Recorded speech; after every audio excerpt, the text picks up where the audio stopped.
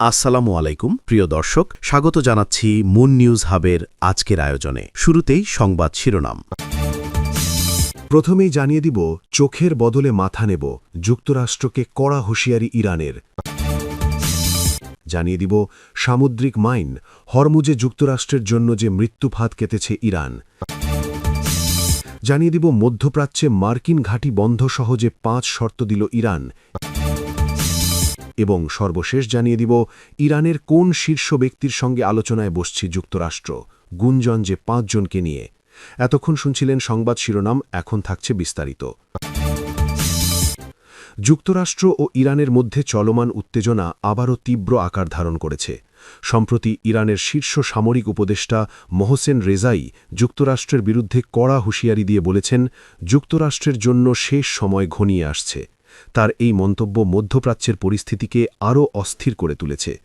ইরানের রাষ্ট্রীয় সংবাদ সংস্থা IRNA-কে দেওয়া এক টেলিভিশন সাক্ষাৎকারে রেজাই বলেন, যদি যুক্তরাষ্ট্র ইরানের অবকাঠামোয় হামলা চালায় তাহলে তেহরান আর আগের মতো সীমিত প্রতিক্রিয়া দেখাবে না, বরং এবার প্রতিশোধ হবে আরও কঠোর। তার ভাষায়, চোখের বদলে মাথা। তিনি আরও হুঁশিয়ারি দেন, উপসাগরীয় অঞ্চলে অবস্থানরত যুক্তরাষ্ট্রের নৌবাহিনীর জাহাজগুলো লক্ষ্যবস্তুতে পরিণত হতে পারে। রেজাইর এই বক্তব্যে স্পষ্টভাবে বোঝা যায়, ইরান তাদের প্রতিরক্ষা কৌশল আরও আক্রমণাত্মক পর্যায়ে নিয়ে যেতে প্রস্তুত। তিনি বলেন, যুক্তরাষ্ট্র যদি এই সংঘাত থেকে বেরিয়ে আসতে চায় তাহলে খুব দ্রুত সিদ্ধান্ত নিতে হবে, অন্যথায় পরিস্থিতি এমন পর্যায়ে পৌঁছতে পারে যেখান থেকে আর ফিরে আসা সম্ভব হবে না। তিনি এই সংঘাতের জন্য ইসরায়েলকে দায়ী করে বলেন, গ্রেটার ইসরায়েল গঠনের স্বপ্ন দেখিয়ে তারা যুক্তরাষ্ট্রকে এই যুদ্ধে জড়িয়ে ফেলেছে। একই সঙ্গে তিনি ডোনাল্ড ট্রাম্পের অবস্থান নিয়েও প্রশ্ন তোলেন এবং দাবি করেন, মার্কিন প্রশাসন বর্তমানে বিভ্রান্ত অবস্থায় রয়েছে। রেজাই এই যুদ্ধকে অবৈধ আখ্যা দিয়ে বলেন, যতক্ষণ না পর্যন্ত ইরানের ওপর আরোপিত নিষেধাজ্ঞা প্রত্যাহার করা হচ্ছে, ক্ষতিপূরণ দেওয়া হচ্ছে এবং ভবিষ্যতে হামলা না করার আন্তর্জাতিক নিশ্চয়তা দেওয়া হচ্ছে, ততক্ষণ পর্যন্ত এই সংঘাত থামবে না। তার মতে, এই শর্তগুলো পূরণ না হলে উত্তেজনা আরও বাড়বে। তিনি আরও উল্লেখ করেন, গত 4 দশকেরও বেশি সময় ধরে যুক্তরাষ্ট্র ও ইসরায়েল ইরানের বিরুদ্ধে ধারাবাহিক শত্রুতামূলক অবস্থান বজায় রেখেছে। এমনকি অতীতে তারা ইরাকের সাবেক নেতা সাদ্দাম হোসেনকে সমর্থন দিয়েছিল বলেও তিনি অভিযোগ করেন। অন্যদিকে যুক্তরাষ্ট্রের পক্ষ থেকে ভিন্ন চিত্র তুলে ধরা হয়েছে। প্রেসিডেন্ট ডোনাল্ড ট্রাম্প দাবি করেছেন, ওয়াশিংটন ও ইরানের মধ্যে ইতোমধ্যে ভালো ও ফলপ্রসূ আলোচনা শুরু হয়েছে। তিনি আরও জানান, আলোচনার সুযোগ সৃষ্টি করতে ইরানের জ্বালানি স্থাপনায় সম্ভাব্য হামলা 5 দিনের জন্য স্থগিত রাখা হয়েছে। তবে এই দাবিকে সরাসরি নাকচ করে দিয়েছে ইরান। দেশটির পার্লামেন্ট স্পিকার মোহাম্মদ বাকের গালিভাফ বলেছেন, যুক্তরাষ্ট্রের সঙ্গে কোনো ধরনের আলোচনা হয়নি। তার মতে, বাজারে প্রভাব ফেলার উদ্দেশ্যে ইচ্ছাকৃতভাবে এমন তথ্য ছড়ানো হচ্ছে। উল্লেখযোগ্যভাবে গত 28শে ফেব্রুয়ারি যুক্তরাষ্ট্র ও ইসরায়েলের যৌথ হামলার পর থেকেই মধ্যপ্রাচ্যের পরিস্থিতি দ্রুত অবনতি হতে শুরু করে। এরপর থেকে ইরান ধারাবাহিকভাবে ড্রোন ও ক্ষেপণাস্ত্র হামলার মাধ্যমে পাল্টা জবাব দিচ্ছে। এই পাল্টাপাল্টি হামলার ফলে পুরো অঞ্চলের নিরাপত্তা ঝুঁকি বেড়ে গেছে এবং আন্তর্জাতিক সম্প্রদায়ের উদ্বেগও বৃদ্ধি পেয়েছে। সব মিলিয়ে বর্তমান পরিস্থিতি অত্যন্ত স্পর্শকাতর। একদিকে হুমকি ও পাল্টা হুমকি, অন্যদিকে আলোচনার দাবির মতো বিপরীতমুখী অবস্থান, সবকিছু মিলিয়ে সংকট আরও জটিল হয়ে উঠছে। এখন দেখার বিষয়, কূটনৈতিক প্রচেষ্টা পরিস্থিতি শান্ত করতে পারে কিনা, নাকি এই উত্তেজনা আরও বড় সংঘাতের রূপ নেয়। মধ্যপ্রাচ্যের গুরুত্বপূর্ণ সমুদ্রপথ হরমুজ প্রণালী নিয়ে নতুন উদ্বেগ তৈরি হয়েছে। খবর অনুযায়ী ইরান সেখানে নৌ মাইন বসিয়েছে। এতে বিশ্ব বাণিজ্য এবং তেলের বাজারে বড় প্রভাব পড়তে পারে। যুক্তরাষ্ট্রের CBS নিউজের প্রতিবেদনে বলা হয়েছে, ইরানের বাহিনী ইসলামিক রেভলিউশনারি গার্ড কোর অন্তত 1 ডজন নৌ মাইন বসিয়েছে। এই মাইনগুলোর নাম মাহাম 3 এবং মাহাম 7। এগুলো আধুনিক ধরনের মাইন। এগুলো জাহাজ শনাক্ত করতে পারে এবং কাছাকাছি এলেই বিস্ফোরণ ঘটাতে পারে। যুক্তরাষ্ট্রের কয়েকটি সংবাদমাধ্যম জানিয়েছে, এই মাইন প্রেসিডেন্ট ডোনাল্ড ট্রাম্পের 2 দিনের আল্টিমেটাম শেষ হওয়ার আগে অর্থাৎ 23 মার্চ বসানো হয়েছে। তবে ঠিক কতগুলো মাইন বসানো হয়েছে তা এখনও নিশ্চিত নয়। কিছু বিশ্লেষক বলছেন, সংখ্যা কম হলেও এর প্রভাব অনেক বড় হতে পারে। হরমুজ প্রণালী দিয়ে বিশ্বের প্রায় 20% তেল পরিবহন হয়, তাই এখানে অল্প কিছু মাইন থাকলেও বড় সমস্যা তৈরি হতে পারে। অনেক জাহাজ কোম্পানি ইতিমধ্যে এই পথে চলাচল নিয়ে চিন্তায় আছে। বিমা খরচও বাড়তে শুরু করেছে। বিশ্লেষকদের মতে, এই মাইনগুলো এলোমেলোভাবে বসানো হয়নি, নির্দিষ্ট জায়গায় বসানো হয়েছে। এর মানে ইরান চাইলে কিছু জাহাজকে যেতে দিতে পারে, আবার চাইলে পথ বন্ধও করতে পারে। এতে প্রণালীটি পুরোপুরি বন্ধ না হয়ে একটি নিয়ন্ত্রিত পথ হয়ে গেছে।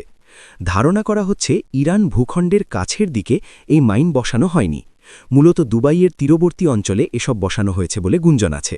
একজন নৌ ইতিহাসবিদ জন বাল্কলি বলেন, বিশ্বের তেলের প্রবাহ নিয়ন্ত্রণ করতে পারলে সরাসরি যুদ্ধের দরকার হয় না। এদিকে এখনও কোনো জাহাজ মাইনে আঘাত পেয়েছে এমন খবর নিশ্চিত হয়নি। তবে ইরানের ড্রোন হামলার কারণে অনেক জাহাজ চলাচল কমিয়ে দিয়েছে, ফলে বাস্তবে এই পথে চলাচল অনেক কমে গেছে। যুক্তরাষ্ট্রসহ কয়েকটি দেশ ইতিমধ্যে পরিস্থিতি নজরদারি করছে। যুক্তরাষ্ট্র, যুক্তরাজ্য, ফ্রান্স হরমুজ প্রণালী নিরাপদ রাখতে কাজ করতে পারে বলে জানা গেছে। এছাড়া জাপানও প্রয়োজন হলে সহায়তা করার কথা জানিয়েছে। মার্কিন অবসরপ্রাপ্ত জেনারেল জ্যাক কিন বলেন, আমরা এমন একটি সরকারের সঙ্গে কাজ করছি যারা অতীতে অনেকবার প্রতারণা করেছে, তাই আমাদের খুব সতর্ক থাকতে হবে। বর্তমানে পরিস্থিতি দ্রুত বদলাচ্ছে। হরমুজ প্রণালী এখনও খোলা আছে, তবে এই পথ এখন আগের মতো নিরাপদ নয়। যে কোনো সময় বিশ্ব তেলের বাজারে বড় ধাক্কা লাগতে পারে বলে শঙ্কা কাজ করছে এখন। মধ্যপ্রাচ্যের চলমান উত্তেজনাপূর্ণ পরিস্থিতির মধ্যে নতুন করে আলোচনায় এসেছে ইরানের দেওয়া 5 দফা শর্ত, যার মাধ্যমে দেশটি ইসরায়েল ও যুক্তরাষ্ট্রের সঙ্গে যুদ্ধ বন্ধের সম্ভাবনা তৈরি করতে চাচ্ছে। সাম্প্রতিক প্রতিবেদনে বলা হয়েছে, মার্কিন প্রেসিডেন্ট ডোনাল্ড ট্রাম্প ঘোষিত পরোক্ষ আলোচনার অংশ হিসেবেই ইরান এই কঠোর দাবিগুলো আনুষ্ঠানিকভাবে উপস্থাপন করেছে। ইসরায়েলি গণমাধ্যম চ্যানেল 12-এর তথ্য অনুযায়ী এই শর্তগুলো শুধু একটি সাময়িক যুদ্ধবিরতির জন্য নয়, বরং দীর্ঘমেয়াদে নিরাপত্তা ও প্রভাব প্রতিষ্ঠার কৌশল হিসেবেও দেখা হচ্ছে। ইরান স্পষ্টভাবে জানিয়ে দিয়েছে, তারা এমন একটি চুক্তি চায় যা ভবিষ্যতে নতুন করে যুদ্ধ শুরু হওয়ার সম্ভাবনাকে পুরোপুরি বন্ধ করবে। অর্থাৎ কেবল সংঘাত থামানো নয়, বরং স্থায়ী নিরাপত্তা নিশ্চয়তাই তাদের প্রধান লক্ষ্য। ইরানের অন্যতম গুরুত্বপূর্ণ দাবি হল হরমুজ প্রণালীকে ঘিরে নতুন একটি ব্যবস্থাপনা কাঠামো গঠন। এই প্রণালী বিশ্ব জ্বালানি বাণিজ্যের জন্য অত্যন্ত গুরুত্বপূর্ণ, কারণ বিশ্বের একটি বড় অংশের তেল এই পথ দিয়ে পরিবাহিত হয়। ইরান চাইছে এমন একটি ব্যবস্থা যার মাধ্যমে কার্যত এই কৌশলগত সমুদ্রপথে তাদের নিয়ন্ত্রণ প্রতিষ্ঠিত থাকবে। বিশ্লেষকদের মতে এই দাবি বাস্তবায়িত হলে বৈশ্বিক জ্বালানি বাজারে বড় ধরনের প্রভাব পড়তে পারে। আরেকটি বড় দাবি হচ্ছে মধ্যপ্রাচ্যে ছড়িয়ে থাকা মার্কিন সামরিক ঘাঁটিগুলো বন্ধ করে দেওয়া। ইরান দীর্ঘদিন ধরেই এই ঘাঁটিগুলোকে তাদের নিরাপত্তার জন্য হুমকি হিসেবে দেখে আসছে। তাই যুদ্ধবিরতির শর্ত হিসেবে এই বিষয়টি অন্তর্ভুক্ত করা তাদের কৌশলগত অবস্থানকে আরও শক্তিশালী করার একটি প্রচেষ্টা হিসেবে বিবেচিত হচ্ছে। এর পাশাপাশি ইরান যুদ্ধের কারণে হওয়া ক্ষয়ক্ষতির জন্য আর্থিক ক্ষতিপূরণও দাবি করেছে। চলমান সংঘাতে অবকাঠামো, জ্বালানি স্থাপনা এবং সামরিক ক্ষতির বিষয়টি তুলে ধরে তারা এই ক্ষতিপূরণকে ন্যায্য দাবি হিসাবে উপস্থাপন করছে। আন্তর্জাতিক অঙ্গনে এই দাবি কতটা গ্রহণযোগ্য হবে তা এখনও স্পষ্ট নয়। সবচেয়ে বিতর্কিত শর্তগুলোর একটি হল তথাকথিত বিদ্বেষপূর্ণ সংবাদ মাধ্যমের বিরুদ্ধে ব্যবস্থা নেওয়া। ইরান দাবি করেছে, তাদের বিরুদ্ধে অপপ্রচার বা শত্রুভাবাপন্ন কার্যকলাপে জড়িত গণমাধ্যম কর্মী বা সংশ্লিষ্ট ব্যক্তিদের হয় তাদের কাছে হস্তান্তর করতে হবে, না হলে সংশ্লিষ্ট দেশগুলোকেই তাদের বিরুদ্ধে বিচারিক ব্যবস্থা নিতে হবে। এই দাবি আন্তর্জাতিকভাবে মত প্রকাশের স্বাধীনতা নিয়ে নতুন বিতর্ক তৈরি করতে পারে বলে মনে করছেন পর্যবেক্ষকরা। অন্যদিকে প্রেসিডেন্ট ডোনাল্ড ট্রাম্প জানিয়েছেন, ওয়াশিংটন ও তেহরানের মধ্যে কিছুদিন ধরেই আলোচনা চলছে এবং ইরান এবার আলোচনায় গুরুত্ব দিচ্ছে। তার এই বক্তব্য থেকে বোঝা যায়, যুক্তরাষ্ট্র অন্তত কূটনৈতিকভাবে একটি সমাধানের পথ খুঁজতে আগ্রহী। উল্লেখ্য, গত 28 ফেব্রুয়ারি ইসরায়েল ও যুক্তরাষ্ট্রের যৌথ হামলার পর থেকেই পরিস্থিতি দ্রুত অবনতির দিকে যায়। এর জবাবে ইরান শুধু সরাসরি নয়, বরং প্রতিবেশী আরব দেশগুলোতেও হামলা চালাতে শুরু করে। ফলে সংঘাতটি রাজনৈতিক রূপ নিয়ে আরও জটিল হয়ে ওঠে। বর্তমানে দুই পক্ষের মধ্যে নিয়মিত হামলা-পাল্টা হামলা চলমান রয়েছে, যা পুরো মধ্যপ্রাচ্যকে অস্থিতিশীল করে তুলেছে। এই অবস্থায় ইরানের দেওয়া 5 দফা শর্ত আলোচনার একটি নতুন দিক খুলে দিলেও সেগুলো বাস্তবায়ন কতটা সম্ভব হবে তা নিয়ে সংশয় থেকেই যাচ্ছে। পরিস্থিতি এখনও অত্যন্ত সংবেদনশীল এবং সামান্য ভুল পদক্ষেপও বড় ধরনের সংঘাতে রূপ নিতে পারে বলে আশঙ্কা করা হচ্ছে। ইরান ও যুক্তরাষ্ট্রের মধ্যে চলমান উত্তেজনার মধ্যেই নতুন করে আলোচনার ইঙ্গিত দিয়েছেন মার্কিন প্রেসিডেন্ট ডোনাল্ড ট্রাম্প। তিনি জানিয়েছেন, ইরানের একজন শীর্ষ ব্যক্তি যুক্তরাষ্ট্রের সঙ্গে যোগাযোগ রাখছেন, যিনি দেশটির ক্ষমতার কাঠামোর মধ্যে অত্যন্ত সম্মানিত এবং প্রভাবশালী। তবে ওই ব্যক্তির নাম প্রকাশ করেননি ট্রাম্প, বরং বলেছেন, আমি চাই না তিনি নিহত হন, যা পরিস্থিতির সংবেদনশীলতা আরও বাড়িয়ে তুলেছে। ট্রাম্প স্পষ্ট করেছেন, আলোচনায় যুক্ত ব্যক্তি ইরানের নতুন সর্বোচ্চ নেতা মোজতাবা খামেনি নন। উল্লেখ্য, ২৮ ফেব্রুয়ারি সংঘাত শুরুর দিন তার বাবা আলী খামেনি নিহত হওয়ার পর তিনি সর্বোচ্চ নেতার দায়িত্ব গ্রহণ করেন। ফলে এখন প্রশ্ন উঠেছে, তাহলে কে সেই রহস্যময় ব্যক্তি যিনি যুক্তরাষ্ট্রের সঙ্গে যোগাযোগ করছেন? বিশ্লেষকদের মতে, ইরানের বর্তমান রাজনৈতিক ও সামরিক প্রেক্ষাপটে এমন কয়েকজন গুরুত্বপূর্ণ ব্যক্তি রয়েছেন যারা এই আলোচনায় যুক্ত থাকতে পারেন। তাদের মধ্যে অন্যতম হলেন মোহাম্মদ বাগের গালিবাফ। তিনি বর্তমানে ইরানের সংসদের স্পিকার এবং দীর্ঘ রাজনৈতিক ও সামরিক অভিজ্ঞতা রয়েছে তার। বিপ্লবী গার্ডের মহাকাশ বাহিনীর কমান্ডার থেকে শুরু করে তেহরানের পুলিশ প্রধান ও মেয়র বিভিন্ন গুরুত্বপূর্ণ পদে দায়িত্ব পালন করেছেন তিনি। সাম্প্রতিক সময়ে তাকে যুদ্ধকালীন ইরানের কার্যত নেতৃত্বের একটি গুরুত্বপূর্ণ অংশ হিসেবে বিবেচনা করা হচ্ছে। যদিও তাকে নিয়ে আলোচনার গুঞ্জন উঠলে তিনি নিজেই তা অস্বীকার করে ভুয়া খবর বলে দাবি করেছেন। আরেক সম্ভাব্য ব্যক্তি হলেন ইরানের প্রেসিডেন্ট মাসুদ পেজেশকিয়ান। ২০২৪ সালে সাবেক প্রেসিডেন্ট ইব্রাহিম রাইসি হেলিকপ্টার দুর্ঘটনায় নিহত হওয়ার পর তিনি ক্ষমতায় আসেন। পেজেশকিয়ানকে তুলনামূলকভাবে মধ্যপন্থী রাজনীতিবিদ হিসেবে দেখা হয়।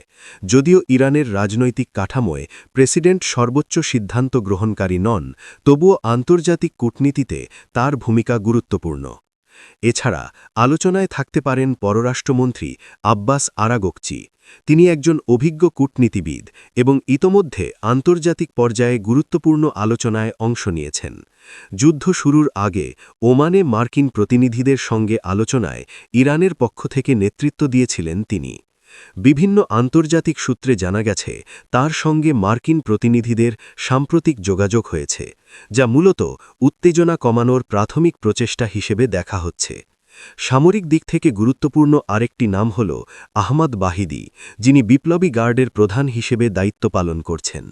সাম্প্রতিক যুদ্ধে তার আগের দুই প্রধান নিহত হওয়ার পর তিনি এই পদে আসেন। নিরাপত্তা ও সামরিক কৌশলের দিক থেকে তার ভূমিকা অত্যন্ত গুরুত্বপূর্ণ হলেও তিনি খুব কমই প্রকাশ্যে আসছেন। সবশেষে রয়েছেন কুদস বাহিনীর কমান্ডার ইসমাইল ঘানি, যিনি ইরানের বৈদেশিক সামরিক অভিযানের নেতৃত্ব দেন।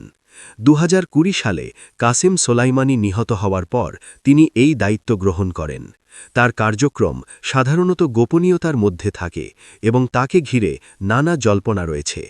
সব মিলিয়ে ইরানের এই শীর্ষ ব্যক্তি কে তা এখনও স্পষ্ট নয়, তবে এটি পরিষ্কার যে কূটনৈতিক যোগাযোগের একটি গোপন চ্যানেল সক্রিয় রয়েছে। চলমান সংঘাতের প্রেক্ষাপটে এই যোগাযোগ ভবিষ্যতে শান্তি প্রতিষ্ঠার একটি সম্ভাব্য পথ খুলে দিতে পারে।